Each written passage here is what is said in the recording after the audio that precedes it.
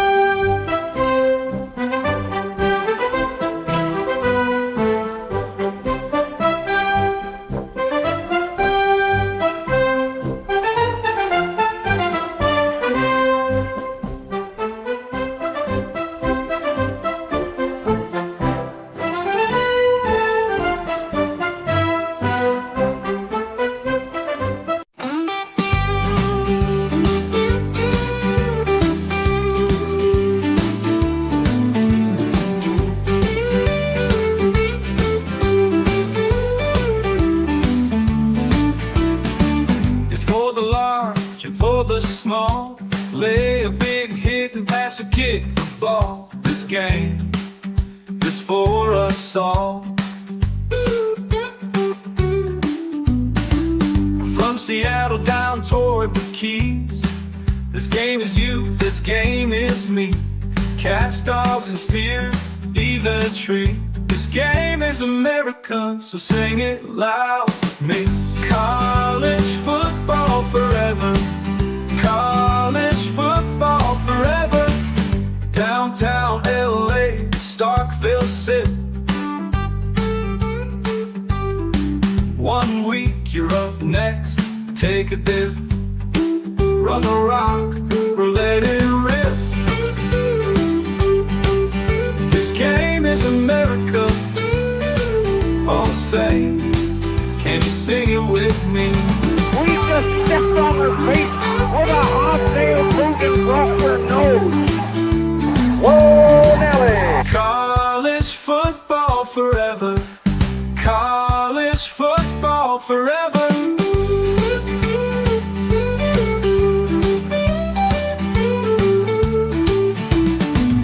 College football forever. College football forever.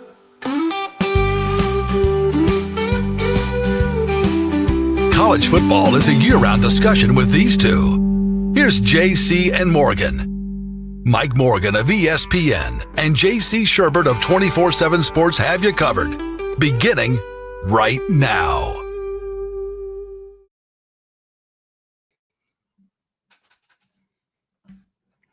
Hey, welcome in. JC Morgan College Football Podcast. I'm JC Shurburtt. Mike Morgan will be along shortly. Hopefully, there he is. And another false start here. But 5 yards for Pete first down. Woo! But, that's all right. It's that well-designed open. It's so high-tech and so well-produced that it takes up enough cache on my lame laptop to just knock me off temporarily. It's the only thing that does that now. But you know what? It's worth it. The shots, the song, the lyrics. I'll take a false start penalty. Stop the clock, back it up 5. That just we're in the red zone, gives me more room to operate, gives my receivers more time to do a double move, shake free. I'm okay with it. You know, and in this offense that we run here at Morgan Tech, 5 yards is nothing. Nothing. You let me keep first down, that's just that's a stat patter is what that is. That's 5 more yards that I get my quarterback. So we're good. We're solid. And I'm feeling really good, as I always do.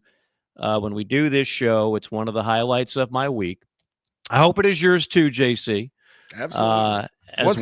Once I get on the air and start talking and see you guys, well, then we can't stop you from talking. Yeah.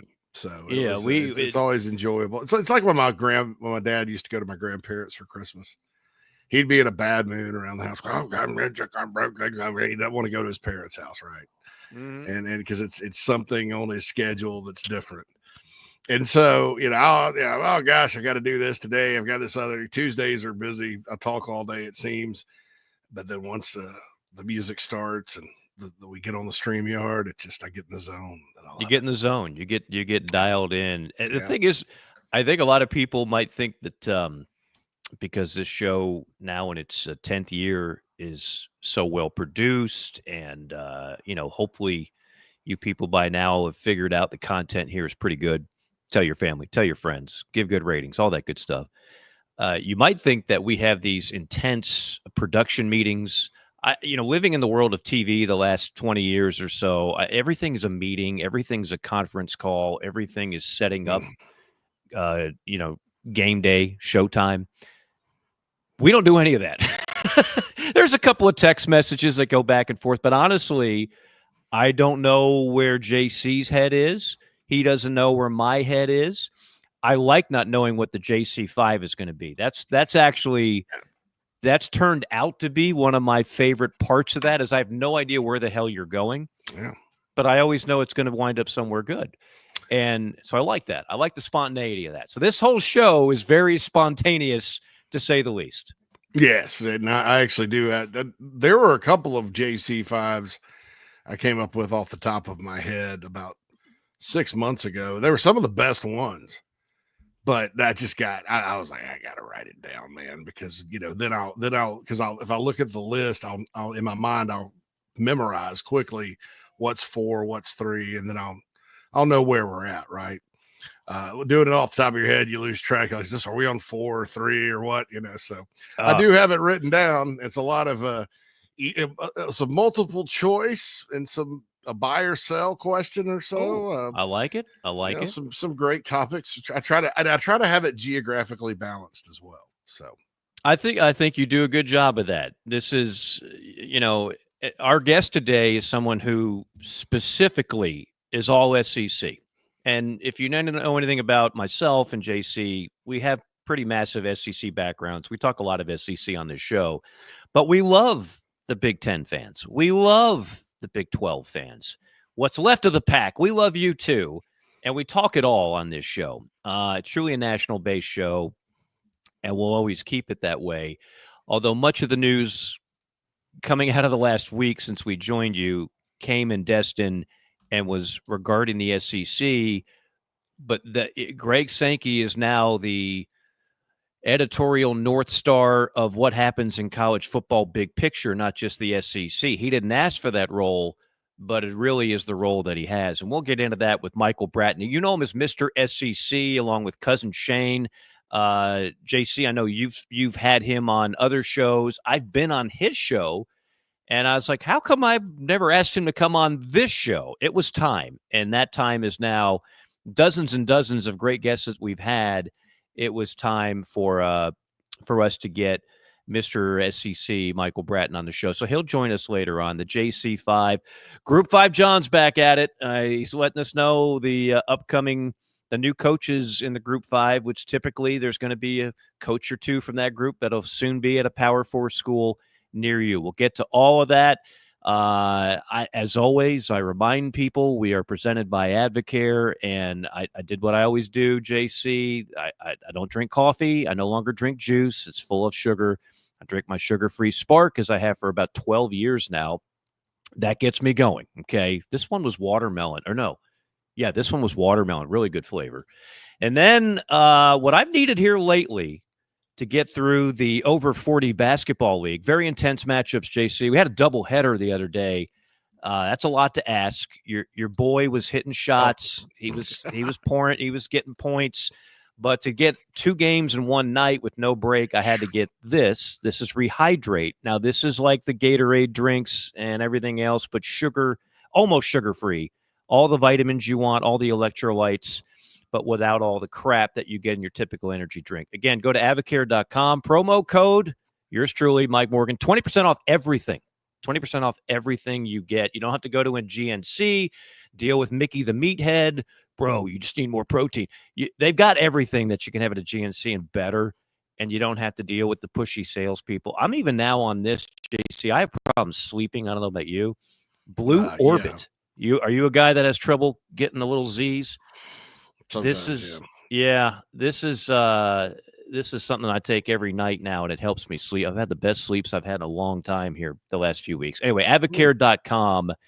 We are powered by Advocare, and again, promo code Mike Morgan, save 20% off everything on the menu, and it's an extensive menu. I got to say this too, real quick. A couple things off the beaten path. The wife and I did the Grand Canyon. Every trip that I take, there's a sports angle, but I will say this. I went down about a mile down the Grand Canyon. We were on the it's called the Bright Angel Trail. Did you ride an ass? No, we did not ride the donkeys, but you could see their crap all over the trail. And that was so when you're walking down the trail, you are well aware. I think they must go in the early morning because we didn't see the donkeys. We just saw piles of donkey crap all over the trail. But if you can avoid that, it's a pleasurable trip. But I mean, if you read about it, when you go down, we went about a mile down and a mile back up. The mile down is not so bad. The mile back up, which is purely uphill in Arizona heat, literally there's about a dozen people every year that die from that. Some die from taking selfies right on the edge of the cliff. Don't recommend that. And then sadly, some people commit suicide in the Grand Canyon. But it was an unbelievable experience. We did that. We made it below the rim, I guess they say, which most people don't go that far. My wife's a CrossFit fanatic, so I'm just trying to keep up with her, not embarrass myself. She's ahead of me in all those categories. But it was a lot of fun, and that's where the rehydrate also helped. But there's a sports angle. We did go to a Diamondbacks game. It's one of the last ballparks I have not been to. Toronto is one, and Seattle is the other. I think I've been to just about every other one. Ooh, I've been to one that you haven't been to, Michael. Which one's that? Seattle. I went. You've been to Seattle? 2012. I was out there for work, going actually to Portland, and some buddies of mine and we flew out early. We went to UW to watch. Sark was there at the time, and he had the prospect camp and got to see the campus and Lake Columbia and Husky Stadium. Drove all the way out to Pullman.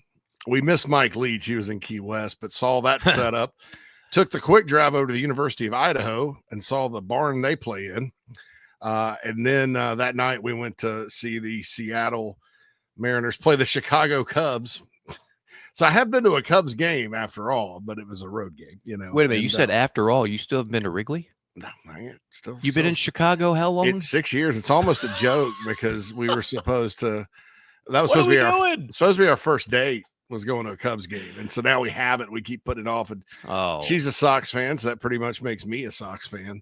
You're lucky I don't live there. I'm telling you. Well, we'd go there. I mean, if 100%. If we were in Atlanta, I think my wife and you both would make me go to more Braves games. Absolutely. Because it's that fun. But and the White Sox are just so bad now. It's like I have no desire to go to that ballpark. Just don't want to go. It's actually a fun crowd if there's people there, but the stadium is like, oh man, why did you do this? So, why'd you do that? We got to change. I need to. It's an intervention. What you just told me is sacrilege. You lived in Chi-Town. You haven't been to Wrigley. I'm going to make a surprise trip. I'm going to show up at your front door with 3 tickets if Nat is there.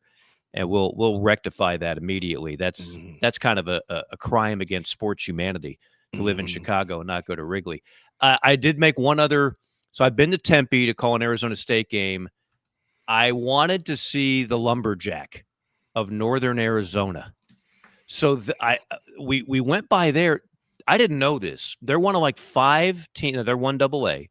They're one of like 5 teams in college football that plays their football in a dome. Now, Syracuse is the most famous, and then all the Dakota schools, it's just too brutally cold to not play in a dome. Idaho plays in a dome too. Correct. Northern Arizona, the Lumberjacks, and I got a picture of me in front of the huge Lumberjack. They play in a dome built in like the 70s, so they do everything in there: football, basketball, track. So I had to check that out. It's a cool college campus. Arizona's a really cool state. I haven't spent a ton of time in Arizona. The joke about the dry heat, it's true. 100 does feel better than 94 and humid in Atlanta. I can tell you that for a fact. But very cool trip, and recommend that to anybody out there listening. Okay. What was your take? Everything that was surrounding the meetings, and I would contend now, and you and I have been to our fair share of SEC media days. That used to be a staple. If you were doing a sports talk show in the South, you went to Birmingham every year and you did a show there for a week, and the sales staff sold it, and you interviewed a bunch of coaches and players. That's what it used to be. Now, you don't really interview much of anybody unless you're one of the major networks. You sit there and you play insipid sound bites from players and coach speak, and not a whole lot comes out of it. I would maintain the meetings in Destin is when stuff gets real. Like, that's when the meter actually moves. Because you look at what was discussed this week in Destin, led by Greg Sankey, of course. And there's a lot of stuff that we talk about on this show week after week after week, about where we're headed, what's going on, what needs to be voted on. What was your takeaway? I'm sure you've heard plenty of the Sankey sound bites and interviews and everything else, and the athletic directors that were pretty vocal about things. Kirby Smart insisting there should be one. I think every coach wants one portal instead of two portal periods. What was your big takeaway from all of that went on in Destin? Well, I don't think Sankey was in a particularly great mood the whole time. That's one thing I noticed. I think he's probably like everybody else. It's almost like you're sick of talking about it. And you're kind of at the mercy of coming to a compromise. Like he described, it's a political process, about football. And then you have the court settlement thing that keeps getting drug out, and then the NCAA, and it's just, and it, the fans, most fans are just disgusted with the whole thing, because it's all roads lead to money, and money's the one that what got everybody here. And I think there's been some very, things that are unfortunate that have happened. You can't do anything about it. You got to live with it. But, from expansion to everything else. And just like a lot of things in our country, everybody goes to their tribe. Mm-hmm. Like the whole argument about the SEC schedules and the Big Ten. I mean, I'm over the 9 versus 8. I'm like, I'm sorry. There's no different. There's a big difference between 9 versus 8. And no, with the large conferences, not everybody's going to be equal. But you can't tell me that Indiana's 9 conference games last year were just way tougher than, Florida's, or even a team that didn't. Tennessee's even, Tennessee didn't play the best schedule in the Southeastern Conference. They still, I'm over that. I don't think it's the same argument the Big Ten made about oversigning, which was a false narrative based on bad data, and this is exactly what they're doing. I'm overhearing that the SEC, they play bad Southern Conference teams in November. Well, I mean, it's really 6 of one, half dozen of another. If you talk to most coaches, it's not like that. It's not like it's an open date, I mean, and there are, last time I checked, I think there are still some later open dates in the Big Ten. Most coaches will tell you, if they have the setup like the Big Ten, which in most cases they play 3 donkey teams. I mean, bad teams. I mean, they'll go find really bad group of 5 or FCS teams, and then they do play 9 straight conference games. But there's like I said, there's open dates in there, and their conference, you're gonna come across a team that's not very good at some point, But most coaches will tell you they would love to have 3 cupcakes to open the season. But what's better for the sport? What the SEC does, which is try to distribute their conference matchups out. Yeah, I mean, like if you're playing, LSU in week 2, and you're Ole Miss, and you got a new quarterback and trying to get the rhythm down on your offense, wouldn't you rather have that one in November? Yeah, Lane Kiffin would make that trade. So it's just a non-football argument that they're making. On the SEC side of things, here's what they're wrong about. I in my opinion, I would be very careful what you wish for with the 5-11. I think there's I'm not arrogance a little bit with some of the coaches and athletics directors, because you're still at the mercy, and I believe this will get fixed. You're still at the mercy of a committee. I think the thought is, oh, well, we can get more than 4 in. I don't know. It didn't happen last year. You're at the mercy of a committee. And if they use the criteria they used last year, Alabama's not coming back. Georgia's dominance is not coming back. Texas is not going to go undefeated. Look at the over-unders from Vegas. It's not a single double-digit team. We're in the point now where it's going to be much like last year, most years in the SEC. And if they continue to pick the field based on these rankings by a committee, I don't think they're going to get what they want. And there's going to be a lot more controversy. So, auto bids in sports, that's weird. I mean, I get it. I get the point. Let's just play it on the field or whatever. But, it seemed like that would solve a lot of things, but the 5-11 model, which the SEC, I guess, is now pushing for, would not.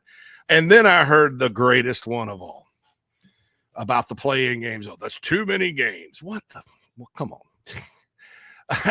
So in theory, this is a genius theory, in my opinion. You would have a team that finished, 6th in the SEC for, so they got a play-in game. They got a first round game. So they end up playing 18 games. I'm like, what are the statistical chances that team is, even if the SEC is really good, barring a crazy fluke like your quarterback's injured and then he gets back and he's, leads you to victory, where you're actually going to play 18 games? It could happen, but, a meteor could strike the house too. So the too many games thing, I'm like, you just got to be fair. But so I'm kind of with the Big Ten on their format that they want to use on the auto bids as of now. Now, if they come out like we've talked about, like with a quad system, things like that, then that may change my mind. But the committee just was so bad last year with how they did it. And I knew this, Mike. I called it on the show. I said, the only problem you're going to have with selecting the field is if they rank the teams as if the AP poll always has. And 4 is not hard. 4 is not hard to get to. There's very little controversy that whole period. I don't think they were particularly good at ranking the top 4. But you look at their methodology when they go 1 through 4, which nobody paid attention to because it's the semis and the number 1 seed didn't really matter as it is.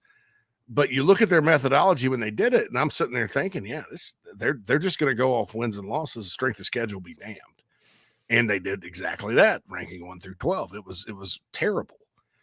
And so if they don't fix that part of it, I don't think people are going to get what they want without auto bids. But so for really one of the first times, I'm with Joel Klatt and the Big Ten on something. It's a miracle from the Heavenly Father there that I'm in agreement with them, because I rarely am. But I just think, with SEC folks, be careful what you wish for. Don't, you had really good teams this past year that didn't make it because of it's the methodology.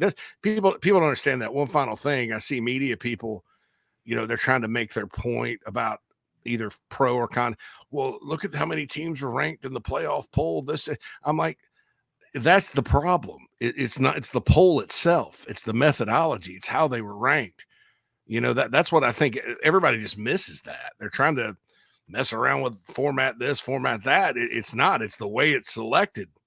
And you better be careful, because they're going to ruin a great product if they continue to select the teams this way. Yeah, I think the shift. Look, I mentioned this before the committee made its decision last year, that if none of those 9-3 SEC teams got in, and it probably would have been Alabama, with all due respect to the Ole Miss and South Carolina faithful, the way that thing was set up, it would have been Bama. But if none of them got in, and the SEC got 3, you were going to see a move that Sankey and Petiti were going to set up a new setup a new formula where the SEC was going to be granted automatic bids, and the number was 4. Well, obviously, the other conferences raised holy hell, and they don't want that. And I don't know, behind the scenes, maybe they're threatening litigation, maybe they're not. I don't know. I mean, the SEC and the Big Ten hold all the cards. That's the thing. They hold all the cards. But I think there was this feeling all of a sudden that, well, wait a minute now. You start doing the math. 4 plus 4 plus 2 plus 2 plus 1. 8, 10, 12, carry the 1, 13. That's 13. So what does that leave you? 3 at large. 3 at large. So that means you're putting a cap on SEC teams. 7. And I think a lot of people around the SEC said, Greg, what about us getting 8? Maybe 9 in some crazy year. And so now there's a push for 5-11. And remember now, Greg Sankey is not some autonomous figure like a NFL commissioner, like Roger Goodell. You think Roger Goodell's coming up with all this on his own? Roger Goodell answers to the 32 owners of the NFL. Greg Sankey, in some ways, answers to the 16 institutions in the SEC.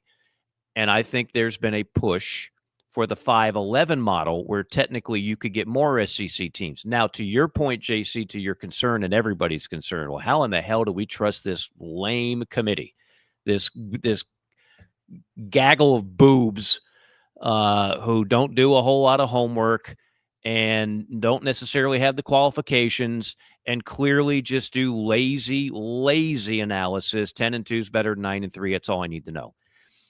The last flex, and Sankey went all Schwarzenegger, Teddy Atlas, I don't know any other body. Lou Ferrigno, the Hulk. He oiled up, he tanned for a few weeks in Destin, and he went out there, guns a-blazing. Look at me, brother.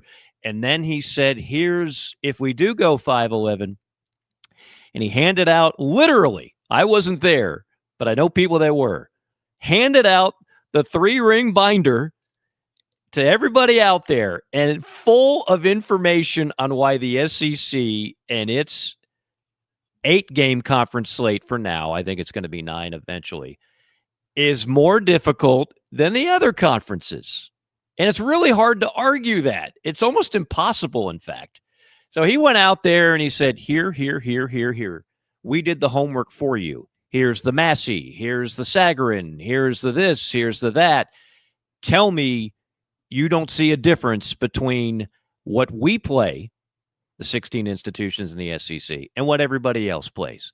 Now, I know this drives people, speaking of Joe Klatt, I know this drives those people of the world crazy because it's become now polarized. The SEC literally has become polarizing. It didn't used to be that way, but now it's like, okay, we didn't mind you like chanting SEC at games and showing a little conference pride, but now you're so downright arrogant and you want to take over the sport. We hate you. We hate everything about you. That is real. I sense it. I feel it. I feel it by some media members.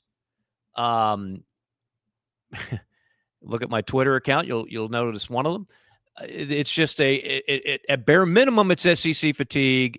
At maximum, it's, you know what? I hope that conference crashes and burns. I look forward to them failing. I root against them in every out-of-conference matchup. That's where we are. And so Greg is countering that to some degree and saying, okay, but here's the deal. We've got data, and data is hard to argue with. Every conference commissioner is looking out for its own best interest. We got numbers, read it and weep. And that's what he did. And then it was a mic drop and go out. Now, how much does that affect and influence a committee, again, of a dozen or so boobs? I don't know, but that's where he headed. 5-11 seems to be the new momentum of what SEC, the power structure, wants, but they want it under a condition of you folks on the committee do better. Do better. So we'll see. We'll see how it all shapes up and see how it figures out. All right. We'll take our first time out. We got Michael Bratton, Mr. SEC, coming up. We've got the JC5 coming up. Yes, one of you asked about the promo code for some of the items on Advocare. It is my name, pretty easy to spell. Thank you, JC, Mike Morgan. I tried to drop a link in the chat box and for my phone, and it's not working, Queen. So just Google Blue Orbit Advocare. It'll take you right to the website. Boom. Blue Orbit Advocare. And you'll be sleeping better in no time. Yeah. We're not going to sleep the rest of this show. No rest for the weary. We got a lots to get to. We'll take a quick timeout. More JC and Morgan rolling on after this timeout. Welcome to Palm Casual Patio Furniture. Because we are the factory, Palm Casual has the ability to offer the highest quality outdoor furniture paired with world-class service. Since 1979, our factory showrooms have done our best to make the buying process as easy as possible for our customers. Our understanding of the many factors that go into your decision has helped us create our 30-day trial period that increases the level of comfort our customers feel during the shopping experience. Visit us in Somerville, Mount Pleasant, Myrtle Beach, and Bluffton, and online at palmcasual.com for our products and out-of-state locations. Go Gamecocks! Hey folks, want to tell you about our friends at Titan Construction Group really quick. They're a Mid-Atlantic based general contractor, specializes in retail, restaurant, and office construction. TCG strives to separate itself from other general contractors by adding value every step of the process. From project budgeting to estimation, value engineering to construction, they focus on those relationships and not the transaction. Titan builds partnerships one project at a time. Among their clients are Starbucks, Crumble Cookie, Blake Pizza, Home Goods, 15 plus years experience, based in Midlothian, Virginia, and contracted in Virginia, West Virginia, North Carolina, and South Carolina. So get on their website, TitanCGinc.com. That's TitanCGinc.com. Get in touch with Brad if you're in need of a general contractor that focuses on going above and beyond for their clients. That's Titan Construction Group, a proud sponsor of the JC and Morgan podcast.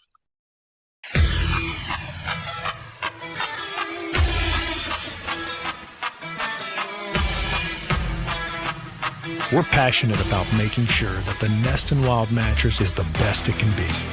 Made well and made right here in Tupelo, Mississippi. So how can we do all that? Work. Hard work. And that means something. The Nest and Wild mattress is a movement.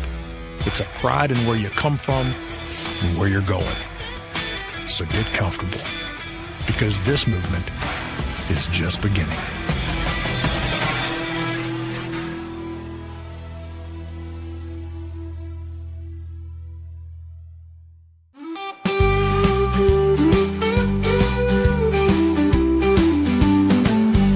This is JC Morgan on the Chief Sports Network. College football forever.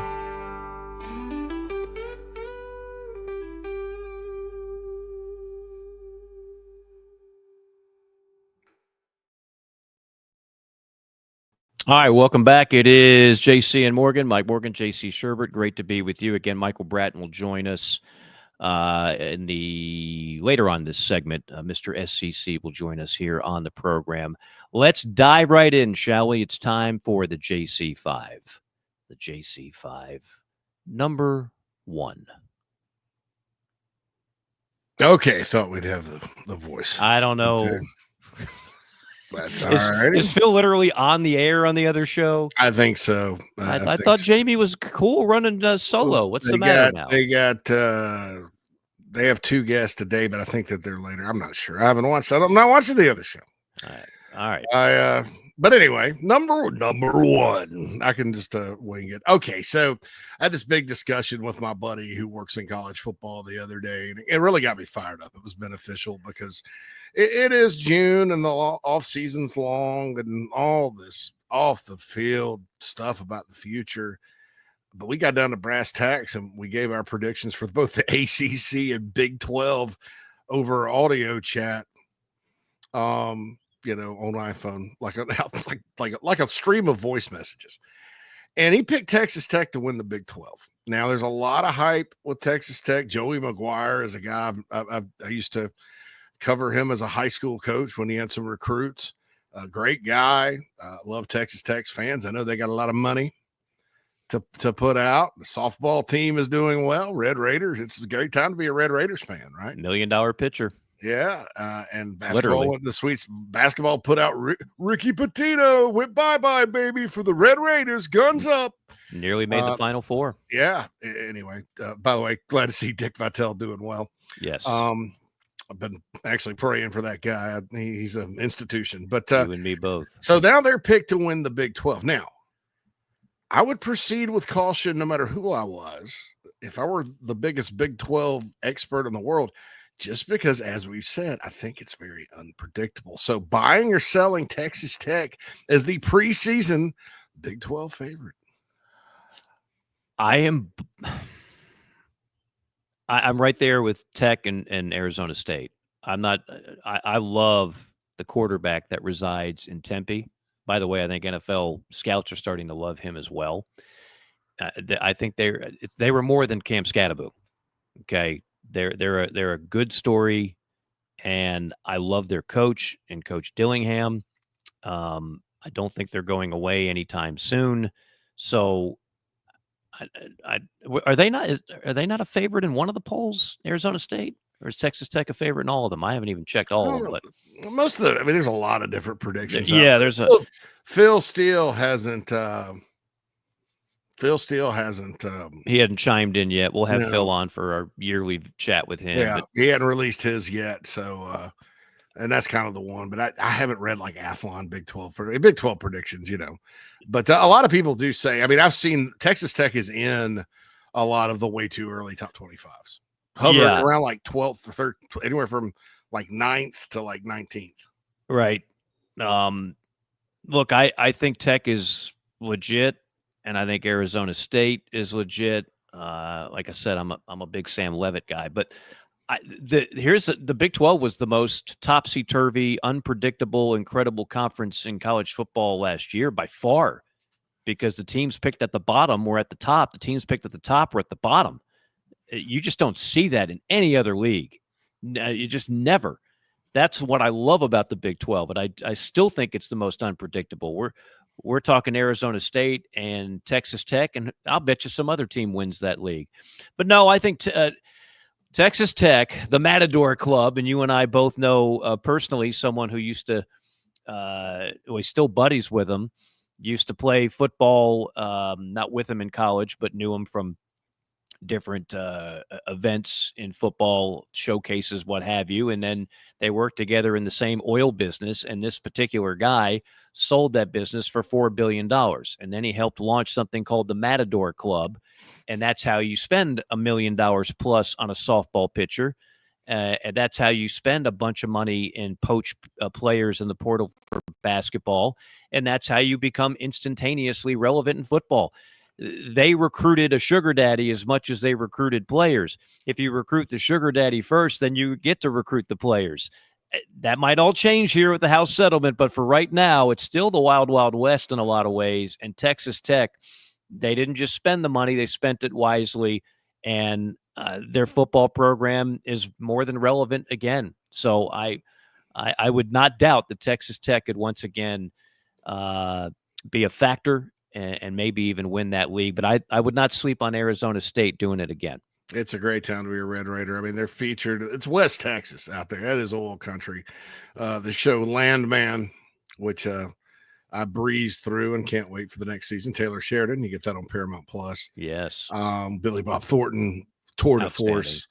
There's a lot of Texas Tech themes. I mean, there's graduates of Texas Tech. They talk about Texas Tech. So guns up and go get you some. That's a suffering fan base to a certain extent. But across the board, they're cycling up. My pick to win the Big 12 is boring old Kansas State. Okay. I just Kleiman's just he's just kind of like a Bill Snyder. He just wins. Yeah. Never hear anything about him recruiting. They lose a quarterback that wins the national championship. They replaced him with somebody that's probably a better fit for what they do in Avery Johnson. It just seems like they're due. And I don't also look out for Utah, just because Utah was down last year with a quarterback in his 9th year that got hurt again. That's a program that wins. just keep an eye on Utah. That's all I'm saying. But those would be my two. I'm with you there. I don't expect 2 down years in a row for that coach and that program. Not at all. And then a lot of people love BYU too. We forget. I always like they were them in the league, because they're playing with grown ass men. So I mean, I'd never take BYU lightly. Dude, shake them up in a box and pull out a team. And you could make an argument. Hey, this team could win it. I mean, really, it's crazy. That's why I love the Big 12. No doubt. Number two. Indiana's over-under for wins this year is 8.5. Now, I want to say something. People need to shut up about Indiana. And like Kurt Cignetti's taking some crap. I understand Indiana did not play a good schedule last year. I know that Indiana's coach, Kurt Cignetti, sort of acted like the Iraqi Minister of Defense during the Gulf War when he was defending their schedule. Well, that's what he is supposed to do. But, people need to use some intelligence, Mike. Kurt Cignetti had nothing to do with scheduling any of these games. College football games were scheduled years in advance. All these games were scheduled before 2023. Who was the coach there then? Wasn't Kurt Cignetti. That was his first year last year. So Kurt Cignetti didn't do anything. Also, I think that, their schedule sucked last year. But look at it this year. So they do play Old Dominion, Kennesaw State, and Indiana State. And the same people giving them crap are the same people that are like SEC teams play, FCS teams in November. Well, Indiana's going to be 3-0 pretty easily. I mean, it's a good start, anyway. But then, dude, they have Illinois coming in. Illinois is ranked, supposed to be pretty good. They go to Iowa. They didn't have to play Iowa last year. They go at Oregon State. I mean, sorry. They have an off day. They go at Oregon, not Oregon State. Kinnick Stadium in Iowa City is a tough place to play. Illinois is supposed to be good. And then at Oregon to the Outs and Zoo, they could be 0-3 in the league and 3-3 by October 18th. They also play at Penn State. They also play Wisconsin at home. They have Michigan State at home, who they blew out last year, but I do expect Michigan State to be better. And UCLA comes to town. I don't know how good they're going to be, but maybe they'll be pretty good. I don't see giving the guy crap about it, but based on what I just told you, over under 8.5 wins, because that's what Vegas has them at. Under. Is it Fernando Mendoza? Yeah, the kid from Cal. From Cal? He's a good player. He's a winner. I like the way at Cal, but yeah, probably a lot like Roark, who they had last year. Not Roark. Cal lost him, and they lost their running back to Oklahoma, right? Yeah. Look, I'm not going to pretend to know a lot about Fernando Mendoza. I've never seen him play, but I do know this. Curtis Roark was one of the great finds of the quarterback portal era last year. And that was a big key to their success. He wound up being a 7th round draft pick. He wasn't the most physically gifted, but he was pretty doggone good. And I just, with all due respect to Fernando Mendoza or anybody else that winds up playing quarterback at Indiana this year in Bloomington, I don't know if they can expect the same level of success. That was a magical year. So the safe play to me, I'll go under.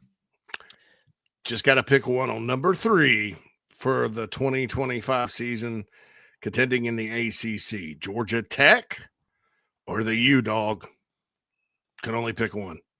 Who you riding with to make noise in the ACC? Georgia Tech or the U? I got to go the U. I got to go the U-Dog. I got to break out the gold chain. I got to break out the deltoid tattoo. I got to get a roadmap of where the campus is in Coral Gables, but I'm still all about the U-Dog. Yeah, I think Tech is a great story. We all like Haynes King. We all like Brent Key. But I still think Miami, they're just ahead from a talent standpoint. Now, big game early on in September at home against Florida. Big game right off the bat. They worked over Florida last year. I mean, they nearly got Billy Napier fired in September. They nearly got him fired in week 1. This year, I think it's like week 3 that matchup takes place, somewhere around there. So, but I just think Miami's a better threat. I'll take the U dog. Canes, bro. What's up? Yeah, Canes. They got Notre Dame on Sunday, August 31st, too, in Miami. Notre Dame, at Hard Rock. USF comes to town, then Florida comes to town, then then at FSU, then Louisville. So it's not a cakewalk for not at Miami. all. No, yeah. and that Notre Dame game, it's too bad Nat can't go to that one because I have a feeling that'll be about 50-50. Notre Dame fans and Hurricane. Yeah. Remember, that's a 40-minute drive from campus, just so you know. Yeah, it's it will be quite a crowd down there. There's probably a ton of alums down there anyway. We'll be watching it from Atlanta. That'll be the game we're going to will be off by then. So yeah, it'll be good. All right, number 4. All right, pick one again. Auburn or Oklahoma or Florida. Which one would you, if you come out of the pack? You know, Auburn was 5-7, Oklahoma 6-7, Florida was 8-5 last year. Which one? Because you look at all the predictions. Everybody's given all 3 of these teams the benefit of the doubt. Chances are that most 2 will break out of the pack because these schedules are ridiculous. So you said which 2 will break out of the pack, or no, one of the 3. Chances are all 3 won't. Yeah. I think the safest pick is Florida. Lagway coming back. They've upgraded everything on offense and supposedly defense, although I'll take a wait-and-see approach as to how legit their defense. They haven't had, like, a great defense in a while, COVID year notwithstanding. I think the other part of that, I'm going to make a subset of your number 4, call it number 4.5, Auburn, Oklahoma. That one's a little bit more difficult for me between those 2, Jackson Arnold, Mateer, like that's going to be fascinating to me which one of those teams emerges, or do either one of them emerge? Maybe neither one of them emerges. I don't know, but I know you're talking about 2 coaches that need some good vibes. They really, really do. And those are not 2 patient fan bases. I think maybe Hugh Freeze gets a longer leash because he's got a longer track record as a head coach. But this just in, Auburn fan base, not a real patient bunch. No. They tend to want to fire people really early in their cycle. So that one to me is a coin flip. I'll take Auburn. I just think Auburn is going to have – now, they got 2 massive home games, Georgia and Alabama. Mm-hmm. You got to win one of those. You got to.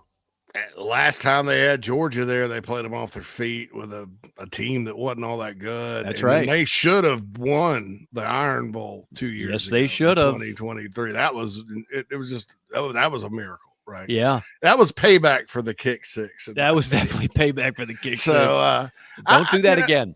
I like Auburn. It's been weird. They're kind of out of sight, out of mind lately. Yeah. The Harsin era was atrocious, and Freeze has had more work to do. But Oklahoma, see, these 2 teams play on September 20th, so week 4.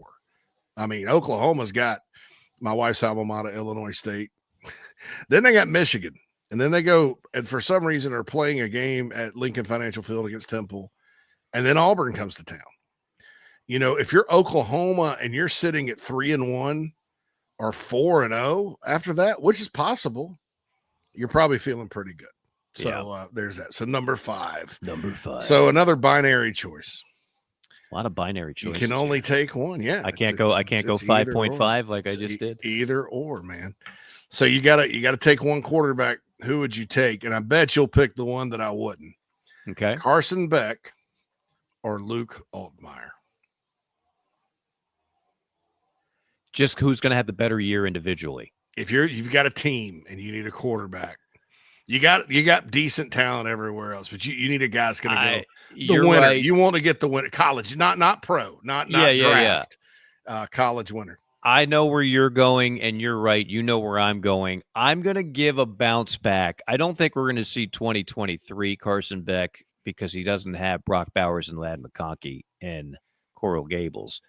but I don't think we're going to see 2024 Carson Beck where he forgot how to play the sport. So I'm going to take not even the middle ground. I think he'll improve vastly from last year. Something was in that kid's head last year. I don't know what it was, and I don't want to speculate, but it just wasn't there. Miami is not nearly the pressure cooker that Georgia is. So I think that's what he needed. He needed to get out of the SEC and an elite situation where, I mean, I can tell you here, Atlanta's a top 10 market, and you've got every sports talk show going, Carson Beck just ain't that guy. Like it was, not every kid is strong enough to take all that. But at Miami, they'll be talking about the Dolphins. They'll be like, what happened to the secondary against the Jets, man? It's not the same deal, and I think that'll be better for Carson Beck. He got the Cavender twins out of his life. He's probably still riding a nice Lambo, but maybe now it's got a few miles on it, so he's been humbled a bit. It's not as shiny. Turtle wax is worn off. So I will take Beck, and you can go ahead and say Altmaier right now because I know you will. Yeah, I think Altmaier's a winner.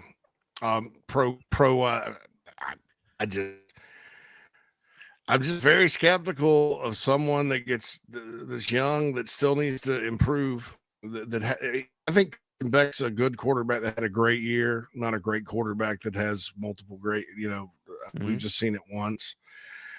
So I'm skeptical because I think he's got work to do. And I think when you're in an environment like that, like in Miami, let's just face it. It's nothing against the coaches or anything. It's a distraction. And you're a millionaire. I just don't. I think it's more likely that some people think Carson Beck's going to be the number one overall pick of the draft. I think it's far more likely he never plays NFL football and just, hey, I've got plenty of money. I enjoyed my ride.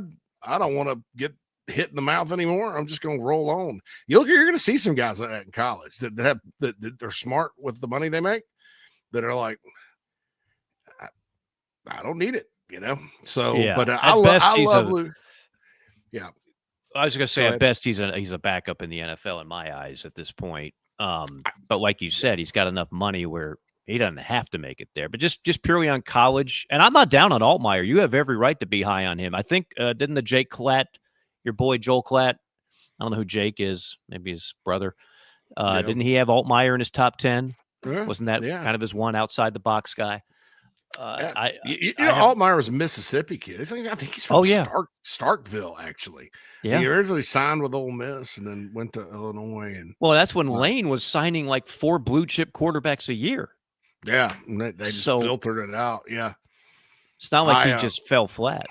Yeah, I just like the way he plays. Really has nothing to do with the Citrus Bowl either, for those that are wondering that. I watched every Illinois game this year, and some of the games they lost really weren't on him. He had good receivers. It was more their run game and defense and playing really good teams like Oregon and things like that. But, there was an article, Tennessee came after him after Nico left. And he turned down some money to stick with and I think there's something to be said for that for a kid from the South. Yeah. Oh man, do I want to go back and play for Big Orange? I would want to, and it would be hard, but he doesn't need that in his life. Hey, the money is good in Champaign. Big Ten. This is the most common misconception by kind of the average college football fan, not the diehards like you and I might be, and some of our audience might be. Big Ten schools have a lot of money. Technically speaking, some of them have more than SEC schools. They get more TV money per year. So think about that. All right.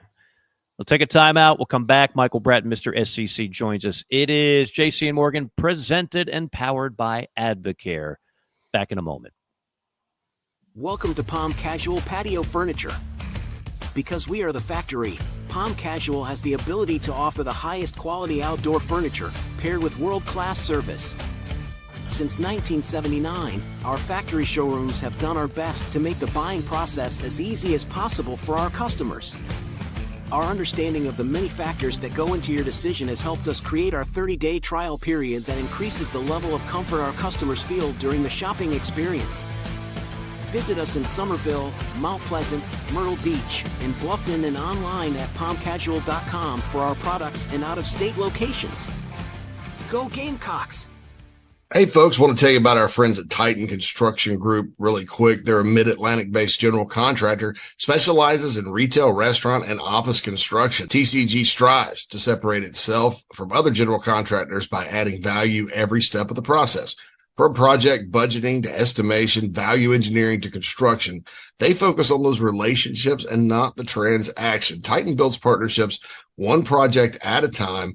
Among their clients are Starbucks, Crumble Cookie, Blake Pizza, Home Goods, 15 plus years experience, based in Midlothian, Virginia, and contracted in Virginia, West Virginia, North Carolina, and South Carolina. So get on their website, TitanCGinc.com. That's TitanCGinc.com. Get in touch with Brad if you're in need of a general contractor that focuses on going above and beyond for their clients. That's Titan Construction Group, a proud sponsor of the JC and Morgan podcast.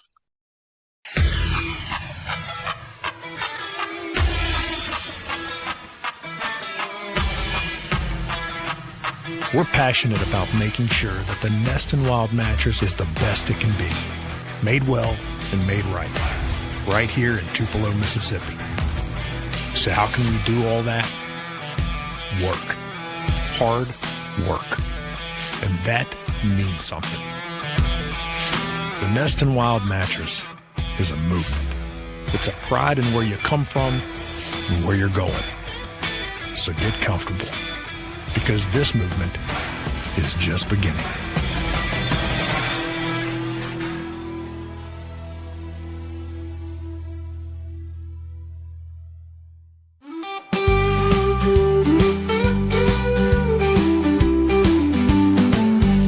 This is JC and Morgan on the Chief Sports Network.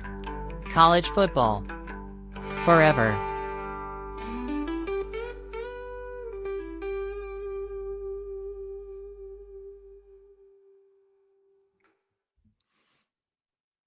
Okay, lots to get to here in the final segment of JC and Morgan, including Group 5 John, as well as a fiver dimer on Harrison Ford. Big picture there. And we're pleased to be joined as the guest parade continues this time of year. You know him. You probably love him. I don't think I've met him, but I know of him and have been on his, let's say, award-winning. I'm giving you an award now, Michael Bratton. Award-winning podcast. It's SEC Mike. You might know him and cousin Shane. And give whatever other plugs you got out there, Mike. What? How can we plug this thing? How can we see this thing and enjoy it? Yeah, appreciate you guys having me on.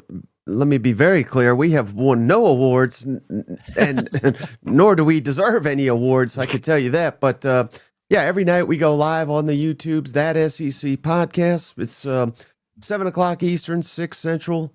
And we're all over every podcasting platform, highest rated SEC show on those mediums. So, yeah, I'm happy to be here. And how many years have you been doing this now? Just the podcast or working in the medias? I mean, I've been covering the SEC since 2014, but we started the podcast, I think, in 2019. And I know JC, he often tells me he got to, really take it in during COVID. And that's when it really started to take off, when there was nothing going on. So right. I think that's when we really started picking up some audience. And yeah, we've come a long way. We're going to be featured apparently on the, I don't know if you guys are aware of this. I'm sure you are, but Netflix has got a SEC documentary coming out. And a lot of that is going to feature the South Carolina Gamecocks. But believe it or not, it's going to feature my ugly mug too. So I'm very excited about what that could be. Don't sell yourself short, dude. The beard and the must, that works for you. The hair. Hey, look like you live in Nashville now. You look at that Nashville look going on, buddy. Yeah, yeah. Kid Rock's new restaurant downtown opening up today, I think. Yeah, I've always enjoyed your work when you write, whether it's writing or podcasting, and yeah, that helped me get through the pandemic. And because I tended to agree with you guys. Cousin Shane is a national treasure. Love that guy. It's just like one of my media heroes, but certainly good. I've seen you around. I've seen some of the takes. Well, let's talk a little ball, man. This is yet another. First of all, before I'll kick it to Mike after this, but in general, do you find it more difficult now with the portal and the transition to do predictions? That's kind of my theory. Is that this is a major, like Mississippi State's got 60 new players. I'm sure everybody will pick them last, but do we really know? I mean, how much harder is that now? I think it's impossible, JC. And even when you look at someone that you think is like cleaning up in the portal, like Ole Miss and Missouri last year, it's not that I thought like those are the, two of the top 4 or 5 teams in the nation, but given their schedule, given what they had returning, given what they added in the portal, I thought those two were locks for the college football playoff, and neither one of them made it. So, I mean, it cuts both ways. When your roster's getting decimated, it's hard to judge. Were those guys pushed out? Were they going for more opportunities? Were they just chasing the bag? I mean, it's dang near impossible to project this stuff. But, I think that's great for guys like us because we can sit and talk. I talk myself into circles. I don't know about you guys, but we have such a long off season to discuss all this. You kind of look at it from all angles. And then when the fall finally rolls around, man, it's so much fun because perfect example that your audience will obviously know well. South Carolina, I thought they looked horrible week 1. I thought they looked like maybe they were the worst team in the SEC. Who was that against? Old Dominion. Barely scraped by that one. And then by the end, I thought it was a travesty they didn't make the college football playoff because I thought arguably they were the hottest team in the country. Yeah. Ole Miss lost to Kentucky too. Right. Crazy. Yeah, and then Alabama blows it against Oklahoma. Yeah, all 3 of those teams could look back at a game or a moment in time and say, man, we easily could have been 10-2 and in the playoff, and who knows how that turns out. So you and Shane both have ties to the state of Tennessee, am I right? Yeah, so he's just the big Tennessee homer. Mm-hmm. I went to school there, but I mean, I don't necessarily wave the flag. I root for Tennessee a little bit here and there, but they don't really do anything for me. They've never helped me, so why should I help them? I'm more about the storylines, and like my favorite team of all time is probably LSU in 2019. Just how insane that was, and we love Coach O, and that came out of nowhere. And I thought they might have a little dynasty, and then next thing you know, he gets paid, he gets all these women, and Lord knows where he's at these days. More power to him. I'll tell you this right now, SEC Mike. I'm living my best life in Destin, Florida. He is. A hard body contest and some average jambalaya. He's like Vinny Chase in Entourage after a couple of hit movies, like after Queens Boulevard and Aquaman. He kind of lost himself. He got a lot of money, and he became a single guy and living the single life, which as a head coach with a lot of money, you don't have to be the best looking to really clean house. And that's what Vinny Chase did. And then Meddy Ian came, and his last year at LSU was Meddy Ian, and before you know it, you're out of a job. But that's the last time I can ever make a parallel between Vinny Chase and Ed Orgeron. That's how it happens sometimes. But you mentioned, and I respect. I mean, there are a lot of SEC shows, and it's just like some dude wearing a bunch of garb from a particular school. Like, if you want to be credible, you have to if you want to be an SEC show, you can't just sit there and wear pom-poms for a particular school. And I think you guys have always been fair with all 16 teams that you talk about, which is what I want if I'm tuning in to a quote unquote national or regional show. So that being said, you look at it and you sit there and for years and years, JC and I have talked about what was the cabal in the SEC. And for that matter, college football as a whole, like the same schools competing for the same big prizes every year. If there's one thing that I like about the portal, is that I think it can actually help some other schools that can't recruit to the level of Georgia and Alabama and Texas actually compete. I mean, without the portal, I don't think Ole Miss is doing what it's doing. I don't think Missouri is doing what it's doing. I mean, you mentioned South Carolina. South Carolina, without some of the portal additions that they had, both on both sides of the ball, Rocket Sanders, Kennard, I think the portal can be a game changer for teams that are always in that tier 2 that can't ever seem to get into the tier 1. But this year, when I look at it, and I don't know how much you and Shane have gotten into the prediction business already in early June, but let's chop it up here. I look at the pyramids of predictions in the SEC, and I see a lot of the familiar names. It's Texas, Georgia, Alabama, and a lot of people jumping on LSU because they had a massive portal influx, and they have Garrett Nussmeier, who some people could be as high as the number 1 pick in the draft. So where do you see it now? Are we going to get a better variety pack this year? Is there going to be a surprise? Are people too quick to buy into Arch and Texas? How do you see the hierarchy of the SEC in 2025?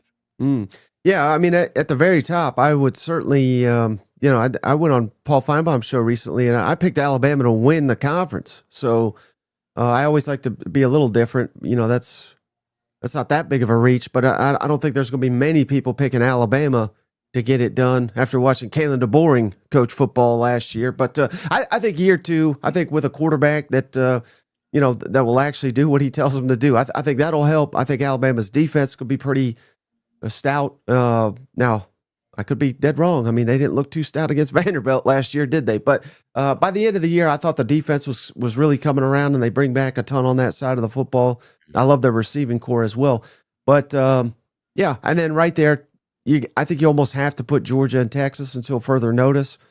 I have doubted Texas at every corner, and they have proved me wrong seemingly every time. So I got to stop doubting them. But in terms of like the top tier, I think it's just those 3. I'm not quite buying into LSU. Mm-hmm. I think Brian Kelly is a heck of a coach. But I like to say he's a very, very, very good coach. Is he an elite coach? I don't even think his whole family down there in Baton Rouge would say he's elite. I mean, every LSU person I speak with says, if he doesn't make the college football playoff, they should fire him. And I think they may have a case too with not enough people are talking about this. I don't know if you guys have been following this Greg Brooks lawsuit, but if LSU has a bad year, I think LSU will use that lawsuit and all that to fire Brian Kelly without having to pay his massive buyout. Wow. Yeah, I've seen that story, man. That's something else. I like the pieces LSU got out of the portal, especially at edge. I think they have an elite defensive coordinator. The question is going to be this: how good's the offensive line going to be with losing the guys you lost? And are you going to be able to continue to poop out more wide receivers like you have for years? They have some good ones, don't get me wrong. But man, oh man, they've been on a heater, and the whole state of Louisiana has just put out a ton of receivers lately. On that note, I don't know that Barry and Brown, I always see him as more of a return guy and a guy that if he catches the ball has enough speed to do. I don't know that he's like an elite dude. It's tragic what happened to Kyron Lacey, by the way. But those are my questions about LSU plus the opener. Right. I mean, they could have a 6th straight opening loss if they lose to Clemson, 6th. And then 2 weeks later, they got Florida, who I like Florida better than I like LSU. Now that game's in Baton Rouge, so LSU should win it. But if they don't, I'll fire Brian Kelly for him. You know what I mean? Well, you might not have to if it happens again, and if they lose to Florida at where is that game? Hold on a second. It's in Baton Rouge at night. I thought, yeah, it's a home game. If they lose that game at home and lose to, I mean, it's lights out. I hate to put it like that. It's not my decision. I just know that fan base that they're not gonna. They're already there's not a love affair for Brian Kelly. There just isn't, for a number of reasons. And I thought whoever got that job, the worst stat for him, which is the best stat for LSU as a whole, and it's the same stat, which is LSU's last 3 coaches have won a national championship. And no one would ever confuse Les Miles and Ed Orgeron with Newt Rockne. These are not like brilliant offensive, defensive minds.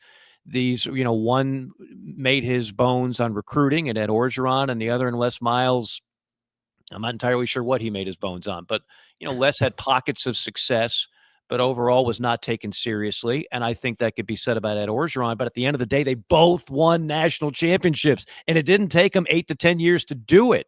So whoever was going to get that job, massive pressure, like justifiable. A lot of fan bases think it's their birthright to play for titles every year. And you look at their history, and it's like, have you looked at your records over the course of a century? LSU can back it up with recent title success. So, yeah, you lose 2 in September. I think it's lights out for Brian Kelly. Right. And, for all this hype, and I've seen it too, so I'm not calling you out for asking about, LSU and them being a popular pick, but there's a lot wrong there too.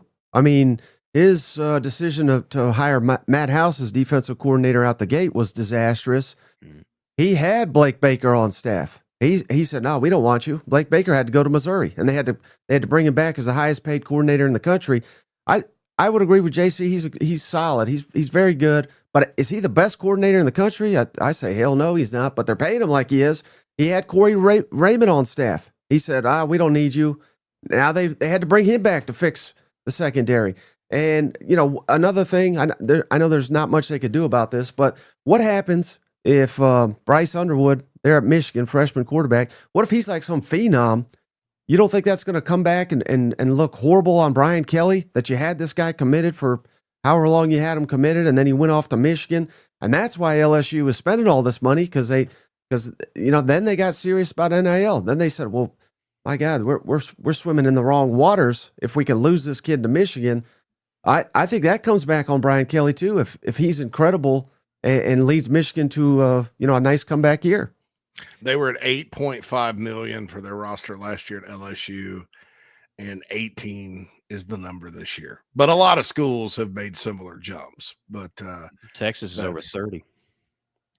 Well, Sarkisian said that. Yeah, probably. I mean, I would be surprised Texas wanted like 28, 29. Yeah. So maybe close. I mean, that's close. Yeah. But, so that's and you jack up the number. And look, I love Clyburn from Florida. I love Patrick Payton at one point was good at Florida State.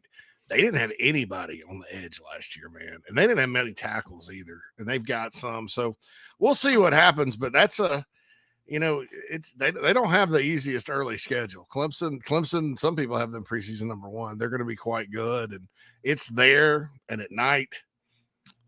And then you got Florida coming in for. They're at Ole Miss. They're at Alabama. Yeah, I think Oklahoma's going to be a lot better.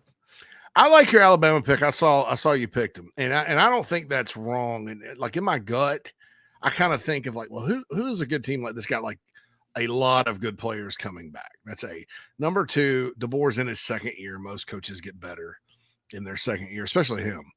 And then number 3. The question I have about him, I'll see what you think about this.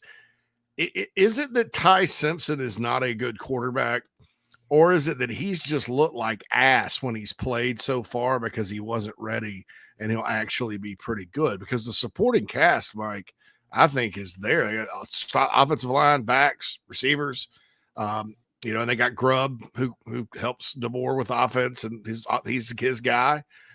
So what are your thoughts on that quarterback situation? My hot take of the offseason is things will go horribly wrong and Keelan Russell will be starting by October, and it's mainly because I love Keelan Russell, but I don't know that I'll be right in that. What do you think? Yeah, well, you might be 100% right. And, I could still be right because maybe Russell's a phenom and he leads them to the SEC championship. I was down at Destin in the spring meetings last week, and someone told me that, the expectation is Keelan Russell's going to play or Keelan Russell's going to leave. So, again, now things can change, but maybe he's that good and maybe he takes over by midseason or something like that. But, I think it's fair to question Ty Simpson, but the last I saw him in meaningful action was when the offensive coordinator was Tommy Rees, and I thought you could research this. I said when they hired Tommy Rees, I said, well, this is the day Alabama's dynasty died, and it's been downhill ever since then, right? So I didn't think that guy was worth anything. And now, again, year 2 in this system. Now he's getting Ryan Grubb, like he said. I think that'll be huge, and I just think it's interesting. I don't know if you guys would agree, but I think Gunnar Stockton will have a good year at Georgia. I'm pretty sure Arch will have a really good season, or at least a good season for Texas. But I'm trying to figure out, why is Ty Simpson in this box where he's like a complete question mark? He may not be any good, while others just completely dismiss the same question, I think, for Texas and Georgia. I mean, I think they're all touted guys. They're all playing for sharp offensive minds. They're all going to have talent all around them. I'm just kind of confused why Ty Simpson is like this cast off when Arch and Gunner are seen as maybe saviors. I have a theory on that. It's because everybody watched that USF game that night. Like, because it was weird because Bama won 17-3. Jalen got benched and they put Ty Simpson in. And it was, and I think it was on national TV, maybe in the afternoon. It was as night kickoff down in Tampa. And I texted a friend about it. Well, it's the end of the dynasty. And then they eventually got Jalen back in and put it together and proved me wrong. But I think it's that. And then every time you've seen Arch play, it's been mop up duty. And, I've got another theory. Well. So that's my theory. I was going to say, go ahead.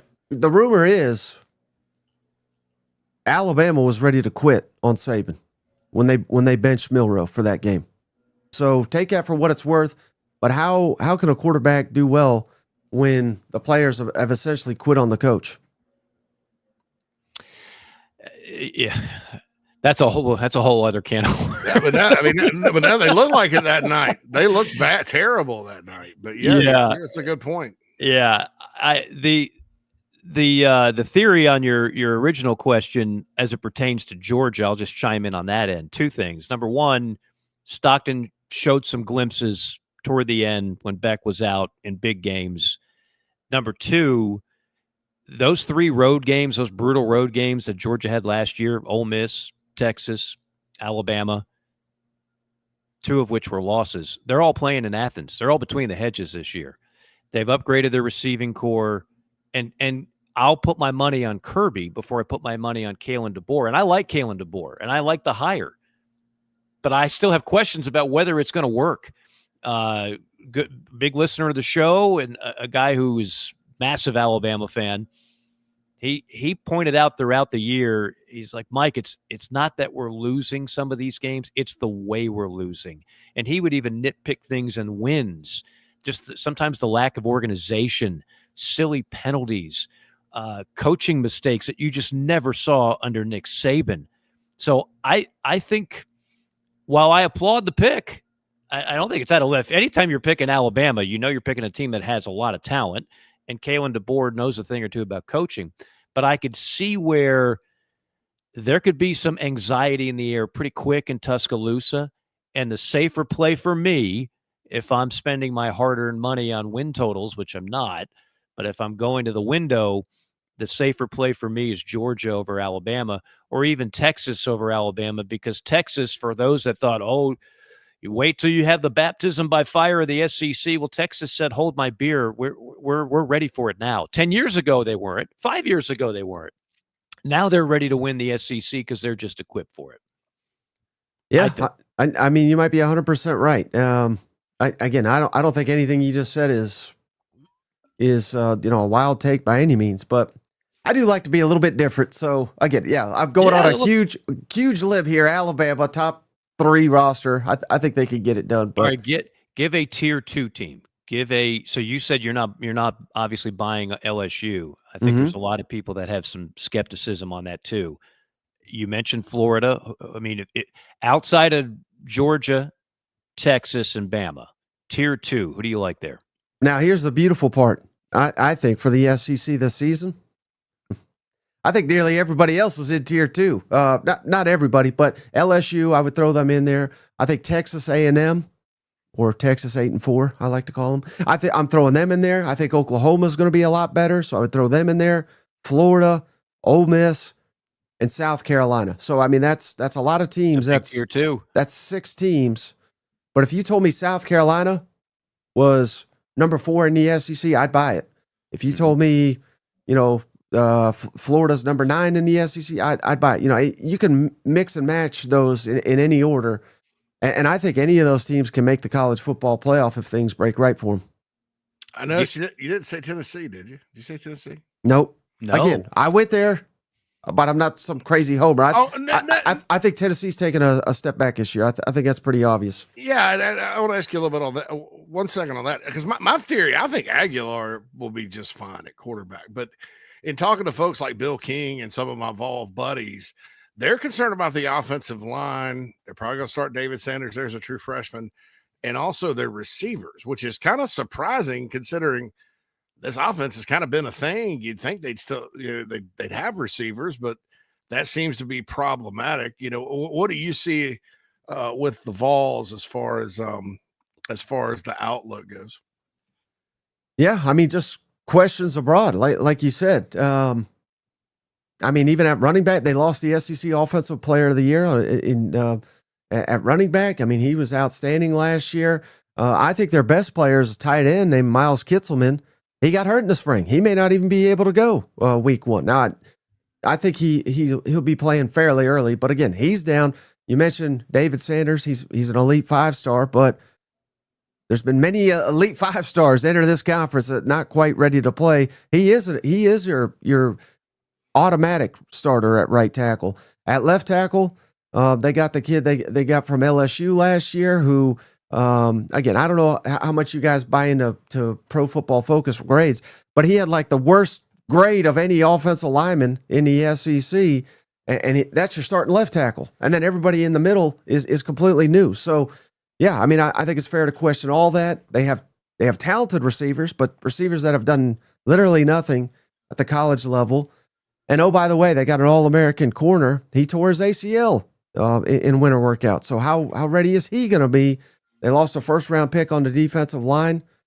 Tennessee's pretty good on the defensive line, but I don't know that they're at the point yet where they can just pull a Georgia and just replace a first-rounder on the defensive line. So there's just so many questions. And even if you're right about Joey Aguilar, which I don't know that you are, he may be a disaster. I don't think he will be. But how quickly can he get up to speed? Now, I've been very negative, right? But the one thing that I will say about Joey Aguilar, he's very, very good at the downfield throwing. And that has been missing from Tennessee's offense under Nico and Joe Milton. Those guys, for whatever reason, were just not very accurate downfield throwers. If you can bring that aspect back to Josh Heupel's system, where if you just look at his track record, it pretty much doesn't matter who the quarterback is. They get absurd numbers. If he could plug and play and he can hit that deep shot, that opens up something that's not been there the last couple of years. But I just went through a laundry list of issues for Tennessee. I would be stunned if they won 9 games next year. You just hit on, and JC knows this working with him over the years, what I look for in a quarterback. Tennessee's had the flashy toys here the last 2 go-rounds, and it hadn't been great. Nico's this great athlete, supposedly had a great arm. I didn't see it. Joe Milton, who's in the NFL, that's great. So is Anthony Richardson. Neither one of them are worth a damn as a college quarterback in the SEC, but they look real good coming off the bus. But Hendon Hooker, that dude was one of the most accurate passers in the last decade plus in the Southeastern Conference, and that's when that offense is humming.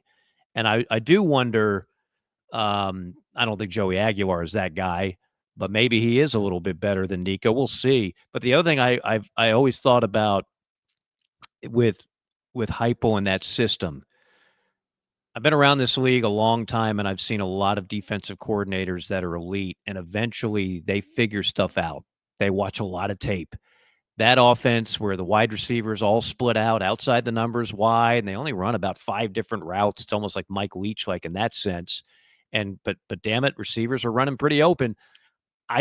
Even if they do get their next Hendon Hooker in the next go round, I don't know, Mike, if it's going to look as easy as it did early on for Josh Heupel, where that offense just seemed to really trip people up. I don't know if that level of dominance is coming back. Last year they were ground and pound and they were great at it, but I don't know if they're going to be the darlings of the passing game in the future. Yeah, they may not be, but that's something I've kind of debated. Like I said, I talked myself into circles. So has the SEC caught up to Josh Heupel? I think that's a fair question, but at the same time, I think you got to give Heupel credit. I think he's a top 10 coach in the country right now. I think what he inherited at Tennessee and what he's done shows that to me. No question. But there's a lot of coaches that won't adapt and won't go to the strength of their team. And I'm looking at you, Lane Whiff and Kiffin. I mean, last year they couldn't, gain an inch on 4th and short, 3rd and short, yet he kept going for it and going for it. And I'm particularly thinking of LSU. That game killed them. Florida, Kentucky. Kentucky, I believe they were 1 for 11 on 3rd down. They could not run the ball because they didn't have Judkins, and they misevaluated on the offensive line. So what does that tell you? That tells you Ole Miss had an elite defense. Lean on the defense. Kick some field goals. That's not Lane Kiffin's DNA. And he just got super aggressive. He wasn't aware of the team he had, and they missed the college football playoff. So, and again, Lane Kiffin is one, I think, aside from Kirby and obviously Nick Saban, I think he's the 3rd winningest coach in the SEC the last 4 years. So again, right. This is a guy with a lot of success, yet he didn't adapt to his team. So, I've said a lot to say. I think Josh Heupel he deserves credit for kind of shifting what he wants to do and be more ground and pound, lean on that defense, because it certainly worked last year. We'll see what it looks like this year, though. I thought it showed a lot of growth what he did last year as a coach because I watched him for years at Missouri as an OC and didn't really, Drew Lock and couldn't hit the broadside of a barn. They would run up the score on bad teams and get pounded by teams that had a pulse. Right. But that was different last year. You know what they did? They actually looked like Philip Fulmer, but just different, obviously different formations, and they go fast. But defense, run game, ground it, pound it. That's old school Vol football. And were they the best team? No, I think that they got a break on the schedule, to be honest. But they did beat Alabama again. That's important, and they did make the playoff. Nobody can take that from them. So I was impressed with that tremendously. So, and I'll tell you, JC, when it clicked for him, they were playing garbage teams, non-conference, and NC State, which we thought might be good, but they were pretty garbage themselves. Terrible. But they were going up and down the field on all these teams, right? And it looked like the Hendon Hooker year was like, okay, Nico's the guy. But it clicked for him on the road, Oklahoma. The offensive line couldn't protect Nico. Nico was making mistakes. And Heupel said, to hell with that. We're just going to run the ball and we're going to play defense because their offense can't do anything. And he was 100% right. And they just leaned that way the rest of the year. And they even did it. The final score was pretty lopsided. So it's not like this is like something that should be celebrated. But that was the same plan they went into Athens with against Georgia. And they got up 10-0 on Georgia, just out physicaling Georgia. I was stunned by that. Of course, Georgia dominated the rest of the game, but I never thought Tennessee under Josh Heupel would look that physically impressive against mighty Georgia Bulldogs. Mm-hmm. You make a good point. Last question from me, Mike, and that is on another team kind of in your backyard. That's right. We're talking a little Vanderbilt. Got to give him a little bit of love. Diego Pavia's back. Clark Lee they stayed patient with him, and clearly it's paid off. Now, of course, Vanderbilt in a spot they haven't been in since James Franklin. They're a little bit of the hunted now. They're not going to sneak up on anybody. What do you envision 2025 looking like for the Anchor Down boys? Yeah, I love Vanderbilt. So I do my own. I don't want to discredit like Bill Connolly. I know he's like a legend, but I do my own returning production, and it's not based on transfer portal. It's based on who you're actually returning. That's one of the words in returning production. And Vanderbilt is number one by far on offensive and defensive returning production in the Southeastern Conference. So, they're best season yet under Clark Lee, far and away best season yet. They're returning all this talent. I love Diego Pavia. How can you not watch that guy? And I don't care. I would be stunned if he's a draft pick. I don't care. I care about college football. And he is kind of like the epitome of a college football player in my mind. And it's true because that's what everybody says, Mike, what you just said. They're not sneaking up on anybody. And that's probably true for the actual teams and the coaches. But the odds makers and everybody I talk to that's a fan, they don't respect Vanderbilt. They still think, they got lucky. It was a one-off. The over-under for Vanderbilt's 4.5. They just won 7 games. The over-under is 4.5 again. So, I think they're going to sneak up on some fans. I think Vanderbilt is going to be sneaky good this year. And this is no stranger to Diego Pavia. and their offensive coordinator and Jerry, they call it the kill squad down there. I mean, this is what they do every year, right? They at junior college, he won the championship. JC's the biggest Jerry Kill fan on the planet. Just I love. Yeah, every year it's like it's like you're about to enter the kill zone. Yeah, and, the kill. Yeah, that guy. He'll when he went into Auburn and beat with Pavia and New Mexico State and beat their ass by 3 touchdowns. Right. I mean, I don't care how bad that Auburn team was. That's the same Auburn team that almost beat Alabama the week before. Or the week after. I'm sorry. 3 touchdowns at Jordan Hare with New Mexico State and Mike Spindle Las Cruces. The worst job in college football. It's terrible. I mean, and this guy's winning, and he didn't leave because he was at Minnesota. Had he stayed at Minnesota, he may have done something special there. But he's had health problems and stuff. But he didn't leave New Mexico State because of health problems. He left because they wouldn't give him a raise. And he's like, well, I can't stay in Las Cruces anymore. I'm sorry. Right. And he brought Pavia and Eli Stowers with him. And Vanderbilt should scare the heck out of for as long as they do this on offense and they have a quarterback. And I think they got quarterbacks behind him. Will Muschampson is probably going to, I would think, be the next quarterback there. He's a good player. As long as they do that and have that style, it's like Georgia Tech in the ACC. Georgia Tech hung in the balance. Every game is close. It didn't matter if they were playing Georgia Southern or if they were playing Florida State. 45-42, 38-35, all that. The difference is Clark Lee cares about recruiting and evaluating as a head coach, unlike Paul Johnson. And Clark Lee's also the defensive guy. And so their defense, unlike the Georgia Tech teams, they're one of the most disciplined defenses I've seen. I watched them play South Carolina in Nashville live. You look at the two teams of players, and you're like, my God, Vandy's, they don't have many dudes, right? But then you watch them play, no false steps by the linebackers, very few penalties. They're in the right spot. They tackle. They're very physical. You know, I mean, it's a masterclass. And if that game, South Carolina won 28-7, I use this as an example. They have a scoreboard that keeps the yardage now because they're remodeling, and which is going to be nice when they get it done. Right now, pain in the butt, but when they get it done. So I'm looking up and South Carolina, I think, had like 182 yards. Vandy had 25. The score was 0-0. It's like, this is what they do. I mean, I think it's a genius. Clark Lee figured it out. We got to be totally different, and we got to beat teams a different way. And they should scare everybody. And they got, speaking of South Carolina, they do have them early next year, but they start off Charleston Southern, and then at Virginia Tech. I got to go to Lane Stadium at night, and then at Williams-Brice at night. Then it's Georgia State, Utah State, then at Alabama. So they don't get a conference home game until October 18th when the aforementioned LSU Tigers come to town. Sankey's just screwing Vanderbilt as per usual. You know it, but one guy you didn't mention there, who I know you know, Barton Simmons. I think he's done a fabulous job there at Vanderbilt. You know, identifying, recruiting talent, and they've had to switch gears in the middle of this process because I think they were trying to do it the old school way. You know, recruit, develop.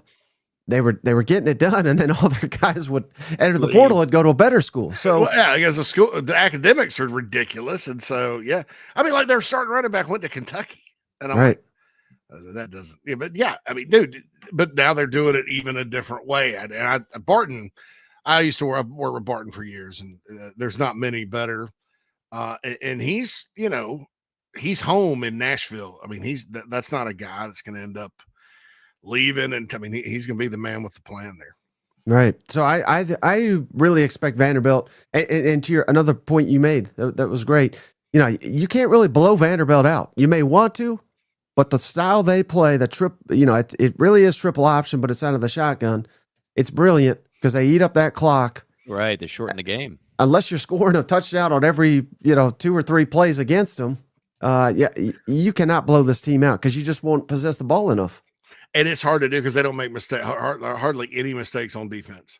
I know Alabama went up and down the field on us because Alabama had much better talent. Mm-hmm. But they don't make – I mean, like Auburn and Kentucky and all those 2 teams in their home stadiums that got caught in the Vanderbilt spider web, the kill zone spider web. The spider web. I think they thought they were just going, these guys aren't, because they probably, like I did, looked at across the field when they were warming up and be like, it's no joke anymore. Maybe Marcus Freeman will go to the NFL when Ben Johnson's a disaster with the Bears, and Clark Lee will go take the Notre Dame job, and SEC won't have to worry about them anymore. But that's the perfect. Yeah, I saw Vanderbilt before they hired Clark Lee. I was like, Jeff Monken at Army would be a good hire for them, because you're just never going to catch up talent-wise. Right. You're just not. So you need to be a pain in the butt, and that's exactly what they are. So. And they got the right quarterback. Mike, tell everybody again that SEC podcast, where they can catch it, how they can catch it, and what you guys are going to be talking about in the near future. Yeah, thanks for the plugs. That SEC podcast, YouTube, and all the podcast platforms, Spotify, Apple, Google Podcasts, Amazon Music, I think. So you can find us there, or just search SEC Mike, and you'll get more of this nonsense takes like you got from me here. And yeah, we're going to start rolling out. We do this annually where we dedicate a single show to every single team. So we call it our fall camp preview series. That's about to start next week. So, an hour of South Carolina is coming your way pretty soon on that SEC podcast. Great. Sweet. And an hour of all the other schools. What's the first team you got up on that? Who's first? Last year we started with Texas and Oklahoma just because it was like such a thrill to get them. Mm-hmm. I don't know. We can be swayed. We can be very easily influenced on who we want to cover first. I think Vanderbilt's a good. That's probably not. I probably would advise against that. Just because we'll start with Mississippi State and make some heads or tails out of what's going on over there. I'm gonna say this right now in front of Mike Morgan, SEC Mike, God, and everybody. Do not be shocked. I'm not predicting this, but do not be shocked if Mississippi State wins 8 or 9 games. Whoa! That's beyond the hot take. I took basketball. He's got a new baseball coach. No. Hear me out. 60-something new players. We don't know. Right. We don't know. I don't know. I mean, I've looked at these guys. I think some of them may be better. Some of them may be worse. And they got the Blake Shapen is back from injury, and he was pretty good last year. And that style of play sometimes is weird. Like I think they could cut Arizona State in Starkville early, a scatterbooless Sun Devils team, and get it going. They open at Southern Miss. Yeah, they open at Southern Miss. I mean, that's a close one. And then you just never know with that much turnover. Who knows? Who knows? I mean, probably 70% sure they'll be bad again, but it says, who knows? 60 new players. If they get to that number, SEC Mike, you need to basically put JC's picture up behind you with all the helmets over there, and just say, "This is the man. This is the man who proclaimed it." And we shall now dedicate the next 20 minutes to JC Shurburtt and his prognosticating skills. That's we'll post it on the cowbell we got plastered right over here. We'll put his face on the cowbell. Where'd you get all the helmets? Now, are those full size? I can't tell. No, they're smaller ones. I wish they were full size, but I couldn't fit the full size all back there. We got 16 of them. Right. But the helmets I purchased myself. But basically every other thing you see back there, the cowbell, the Texas A&M towel, all the memorabilia are just stuff fans have sent to us. Oh, that's awesome. Nice. Yeah, I've got my own kind of SEC, doing games there. They've given me a cowbell. Other places have given me some nice little swag. I need a backdrop like yours. Give me your set director's number. We'll see if we can. You're talking to him. I mean, I do it all. So I'm happy to help you if you need any help. I will definitely call upon you for that. Mike, listen, it's the first time we've had you on in 9+ years. We've had a lot of great people on this show. It won't be the last time. We won't keep you as long next time, I promise. But I really enjoyed just the give and take. I think we were talking about you before you went on. All good. That it's good to see people that have just kind of bet on themselves, have grinded and worked hard, And I remember when you first started out, and I'm like, boy, it's some tough waters. He's gonna be in a very loaded swimming pool, but you've come out swimmingly and are doing great with your show, and we appreciate you, and just keep on grinding, brother. Keep on doing what you're doing. Hey, I appreciated that, and yeah, I mean, I got something on my phone. It's a little cheesy, but it always helps me. It says, "Doubt kills more dreams than failure ever will." And I look at that all the time because I think you gotta, like you said, you gotta bet on yourself. But a lot of people are afraid to take that leap. But if you'll always regret it. I feel like if you don't, and I think it'll pay off if you're passionate and you work hard. Very true. Very true. Well, let's see. We're getting wisdom. We're getting all kinds of stuff in this segment. I like it. Mike, thank you so much, man. Don't be a stranger. Absolutely. Thanks for having me. Appreciate you. Got it. He is Michael Bratton, SEC Mike. Again, that SEC podcast is the show. Good stuff. Glad we got him on. I've been meaning to put him at the top of the list for a while now, and it just kind of you put it off. We get him on today, and I know a lot of you out there appreciate Mike's work, and we appreciate having him on there. Okay, real quick. Group 5 John, G5 John, as we like to call him. You were all over this last week, JC. I mean, you were spitting facts on Mountain West coaches. So let's see if you have any thoughts on these guys. These are the 5 new American coaches. That's the AAC, not American as in they're from America. Do you remember the Tom Herman? When Tom Herman was on the top of the world and his stock could not have been any higher, and Texas got him, and then he went to FAU. He was at FAU for 2 years. He went 6-16, and they fired him. So Tom Herman, is he anywhere? He's nowhere, sir. He's just sitting at home. Tom Herman? That's nothing, sir. No. Wow. You know what my theory is? He spent a year with the Bears in the NFL, and I think he got a little bit. Sometimes offensive coaches like that, like Chip Kelly did this. He goes to the NFL, he comes back, takes UCLA, and it's nothing. He gets away from everything he's ever done, and it's complicated and different and looks like a dumpster fire. And I sort of feel like that's my gut feeling is that's what Tom Herman did. And he's getting older, and so he's probably not as rah because he used to be like fiery and stuff. Yeah. I thought he would win there and work his way back up to a Power 4 job eventually. I think most of us did. The Lane Kiffin route. He didn't lose at Texas. They just didn't win big. Yeah. Yeah. I mean, Charlie Strong had losing seasons. It wasn't Charlie Strong bad, but it wasn't great. The guy who was supposed to be the best thing since sliced bread. Yeah. Everybody that I talked to that had been around him at that time, one way or the other, basically said in so many words, he's a horse's ass. Like he started buying into his own hype and was not a very good people person. That's a nicer way of putting it. I'm a big believer in karma, JC. I think it did him in.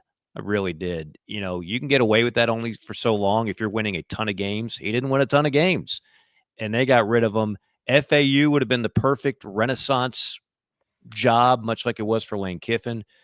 But 6-16 with the Owls, my goodness. So they have hired 33-year-old Zach Kittley, who was the OC and quarterback coach at Texas Tech. I got nothing. He's one of the top offensive coaches out there. I believe he was at Incarnate Word with Cam Ward. If I'm not mistaken. Let me just make sure. Okay. Let me go to the Googler, Mike, and make sure we're good with that. But all right, we'll let you look that. He's a first-time head coach. He's 33 years old. He's a lot like Lincoln Riley, Graham Carroll that night. I'm sorry. I apologize. He was at Houston Baptist. And so he's a Mike Leach or Cliff Kingsbury, actually. Kind of from that tree. He was at Texas Tech he's a Texas Tech graduate assistant, Houston Baptist OC, and then moved on to Western Kentucky and then went back to Texas Tech the last couple of years. That's interesting about the Red Raiders this year is they lost him because he's a great play caller. Yeah. And so, this is his first year. They're going to be very, very exciting on offense. It's that, air raid style. He worked with Patrick Mahomes when Mahomes was at the Texas Tech. I think if you're Florida Atlantic, you're in the American, you can throw a pebble and hit 25 fast receivers near your campus. You're from their area, Mike. Skill, there's not lacking for skill talent around. Not lacking for speed, no.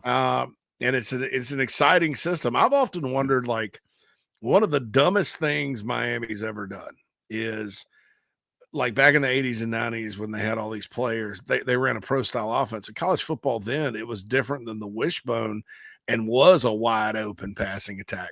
And then the whole country like went the other direction, and Miami just stayed with this boring pro style offense. And they've stayed. I'm like, dude, you've got you could run it 5 wide. I mean, you could run what Mike Leach runs at Miami with the skill talent they have and be unbelievable. I mean, you couldn't match up. So I like this. I like this hire. Okay. But I like the Tom Herman hire too, the worst hire since Kiffin that Florida Atlantic's made was Willie Taggart. That didn't work out too well.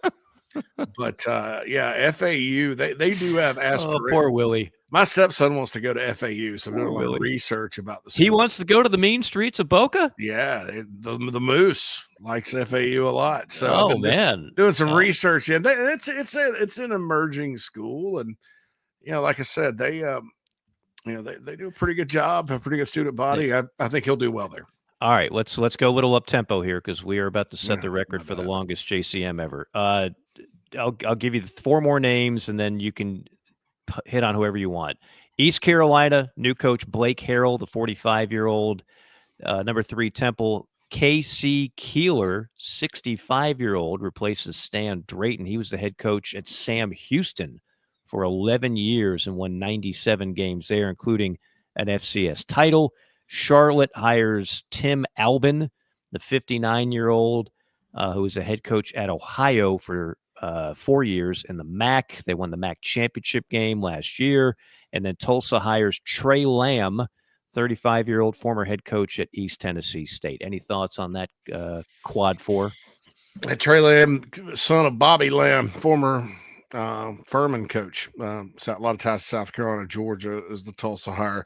Everybody loves the Charlotte and the Temple hires because they're both just ball coaches, like are proven winner ball coaches at lower levels. So, those are 2 places that have been pretty good before, but they look like they decided we're going to invest in coaching.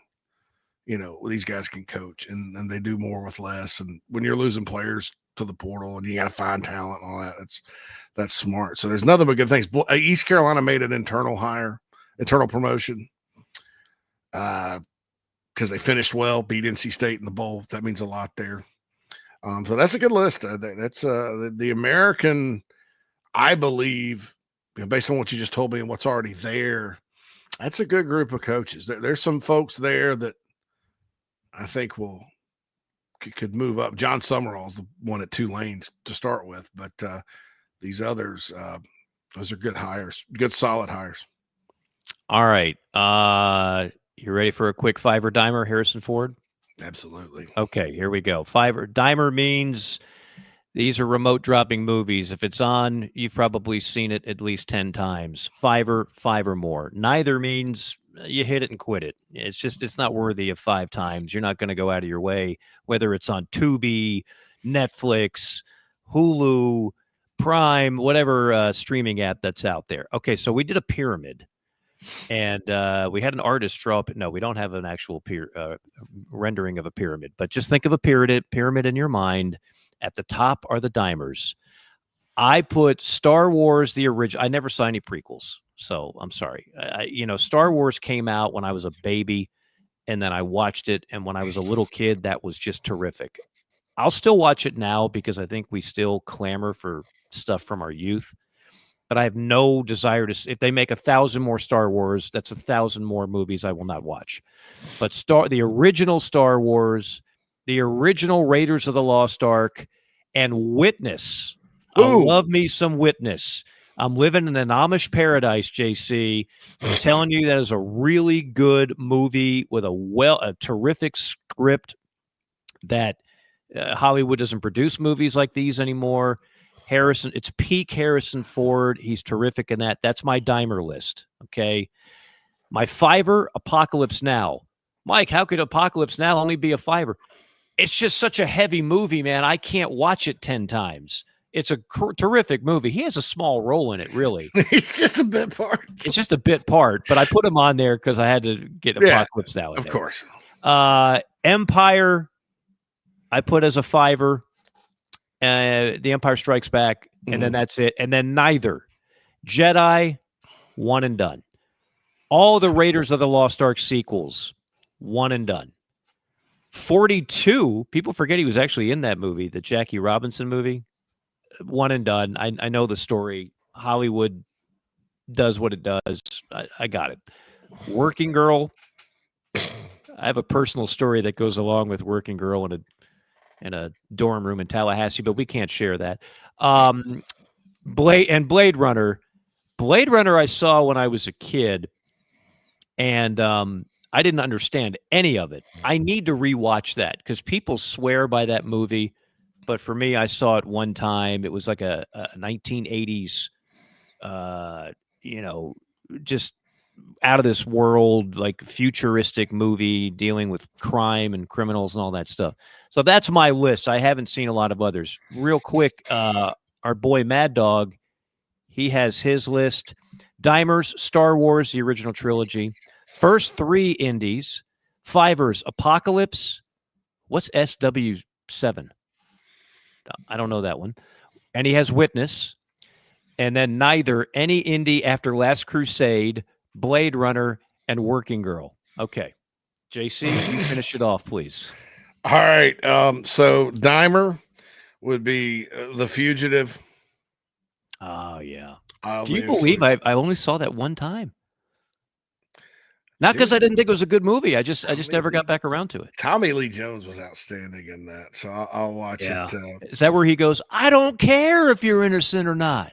Yeah. He's like, I did not kill my wife. I don't care. I don't care. Tommy Lee Jones.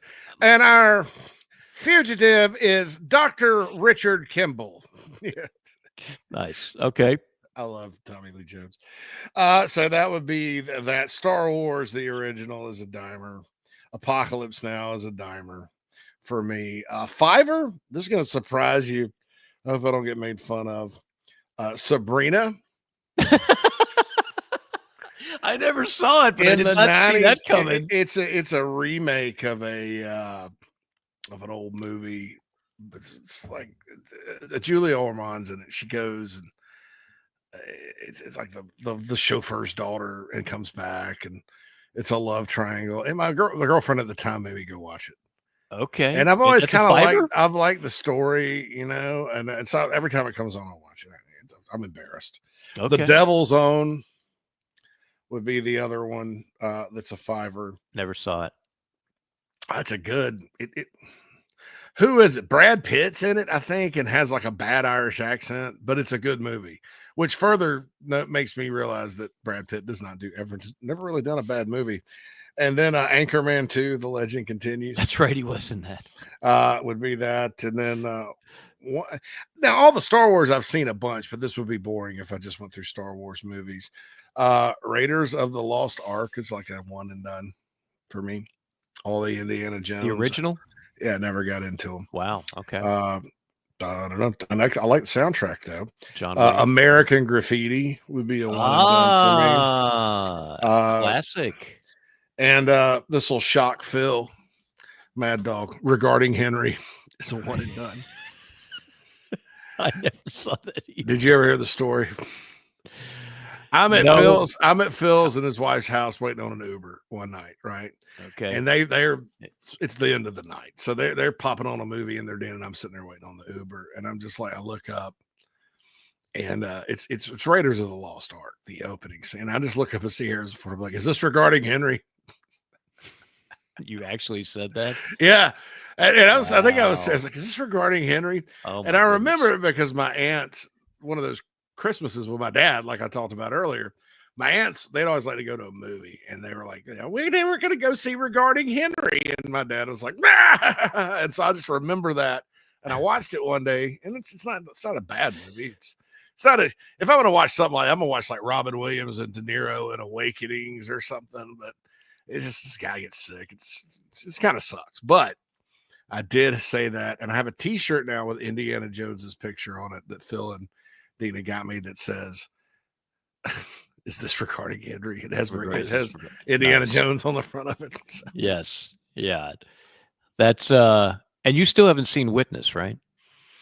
Oh, I've seen Witness when I was very young. Okay. Very young. I recommend you rewatch. A young Danny Glover in that movie. Isn't Kelly McGillis in that movie too? Kelly McGillis before Top Gun. I think that movie came out right before Top Gun, if I'm not mistaken, and plays the just the temptress, the Amish woman that shouldn't be attainable, but your peak Harrison Ford, you can even flip an Amish woman. That's the power of the former carpenter and the 80-something-year-old who I don't trust him to fly a plane with me in it. He's crashed a few of them, and he also has a mansion in Jackson Hole. That is Harrison Ford, the man, the myth, the legend. That's our five-or-dimer for this week. All right, record marathon installment of JC and Morgan. Our thanks again to SEC Mike for joining us. We'll be back next week with a shorter version of the show. And JC, the website is coming along quite well, I see. Yeah, head on over to collegefootballforever.com. It's our college football blog, kind of the JC and Morgan. We got a new show, SEC Sunday Night. Lots of takes on college football, lots of historical kind of things and stuff like that. Also follow us on Instagram at Forever College Football, also X for the number 4 ever CFB. And then check us all out right here, Chief Sports app. And then on the podcast version, which should be up later today. We've been getting that up quicker, Mike, because I get Mad Dog to just send me the MP3 instead of waiting on the download.